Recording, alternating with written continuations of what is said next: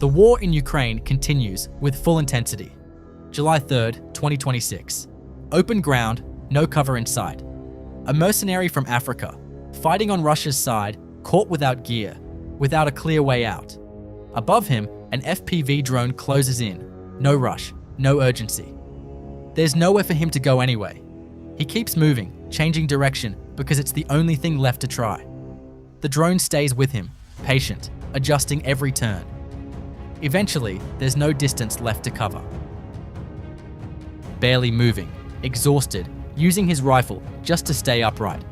Southern Pokrovsk, open ground, a tree line still far ahead, the only cover in sight, and he's not going to make it in time.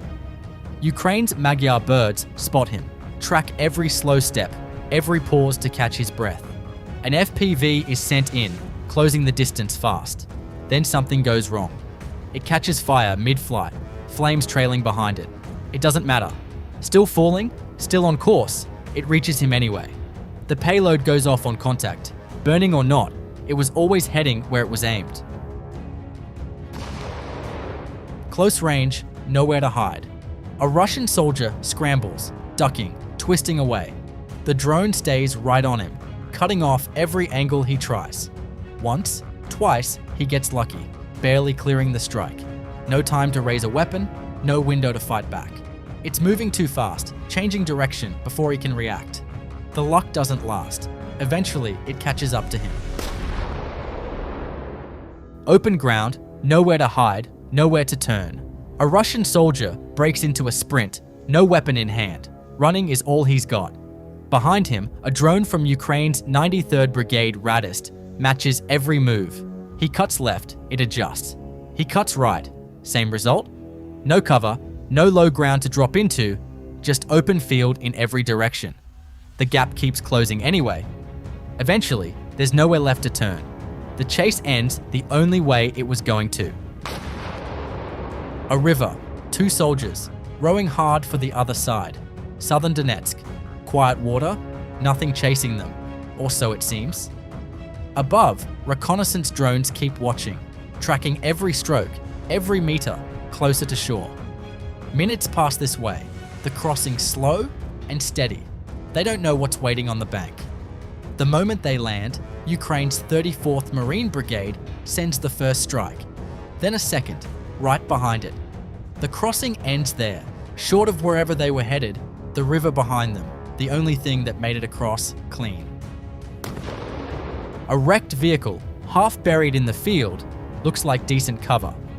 A Russian soldier ducks behind it, knows drones are watching, figures the wreckage buys him some protection. It doesn't. The ground around it is mined, and he has no idea.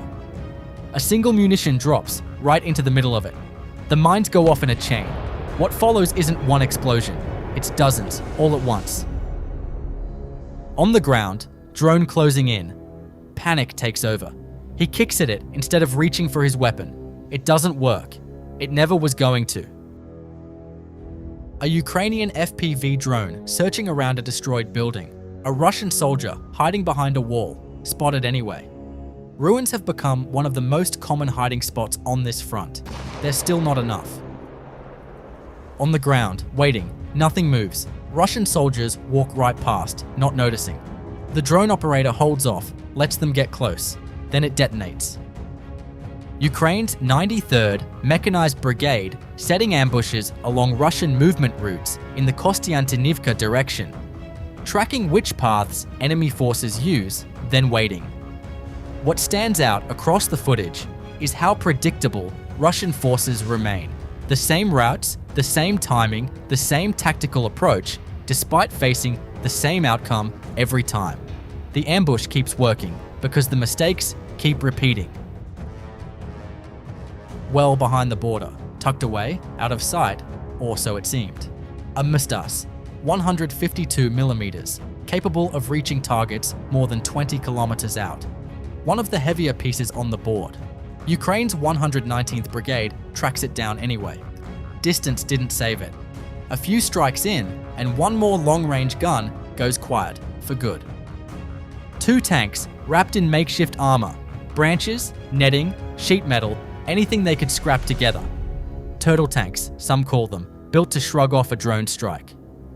Along the Sloviansk direction, Ukraine's 81st Brigade keeps finding them anyway. Crews on the other side keep trying to drag out damaged vehicles, hide what's left, bring in more. Every attempt ends the same. The extra layers, the improvised shells, none of it holds. One tank goes first, then the second. Behind them, an ammo depot they'd tucked away takes the final hit. Footage from near Avdiivka, now seen from a new drone angle.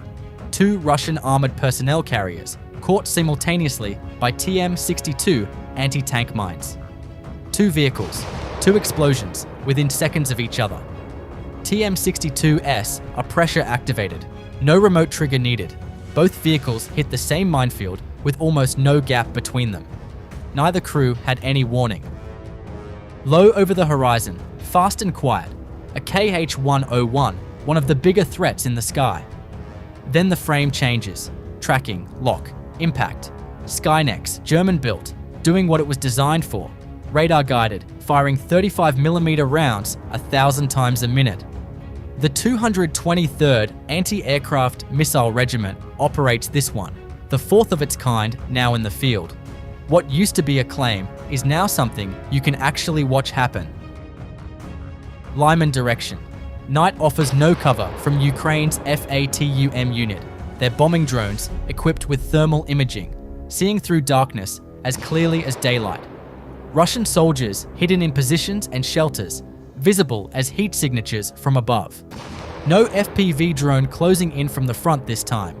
Munitions dropping straight down from above, hitting positions the soldiers inside had no reason to expect an attack from. One by one, each heat signature located and struck. Ukrainian Air Force delivering a precision strike on an underground bunker being used to concentrate Russian personnel. The munition pierces straight through the concrete ceiling. The blast wave strips the metal doors off their hinges. UAV operators follow up, finishing what the airstrike started. The shelter is completely destroyed and left unusable. No position, however fortified, is holding up under this kind of coordinated pressure. 2 drones, same sky, opposite jobs. One closing in, one trying to escape. Ukraine's Omega unit works the intercept. Their Odin closes at nearly 300 kilometers an hour, built specifically for this kind of chase. The Molniya 2 is slower, cheaper, mostly plywood and tape. Hard to spot on radar, but no match for speed like this. It tries to break away, changes altitude, changes direction. Doesn't matter. The gap closes fast. Contact, another one down before it ever reaches a target.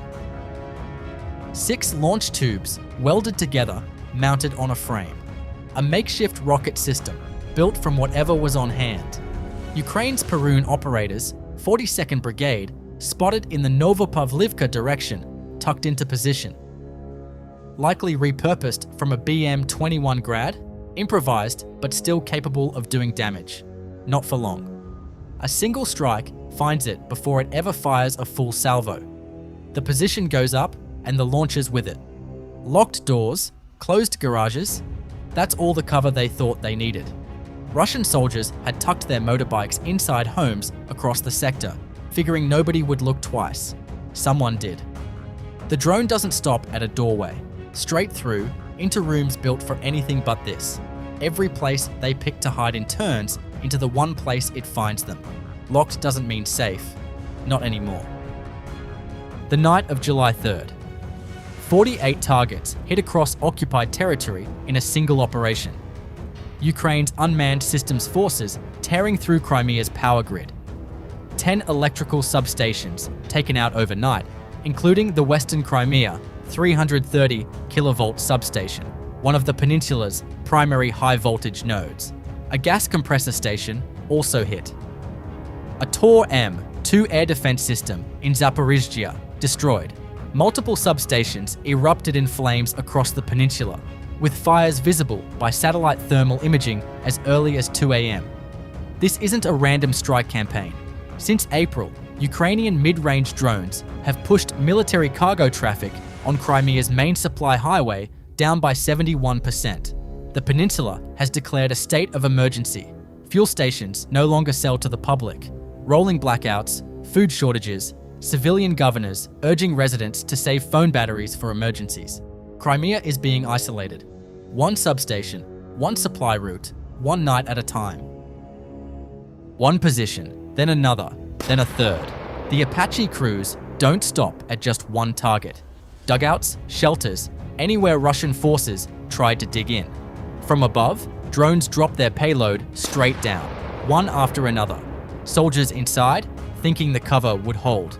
It doesn't, not against this. Strike after strike, position after position. By the end, none of them are standing.